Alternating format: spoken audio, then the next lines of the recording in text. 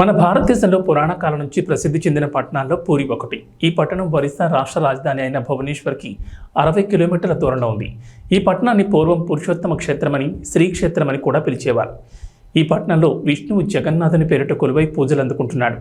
ఈ ఆలయం వైష్ణవ దివ్య దేశాల్లో ప్రముఖమైంది మరియు హిందువుల అతి పవిత్రంగా భావించే చార్ధామ్ పుణ్యక్షేత్రాల్లో ఒకటి.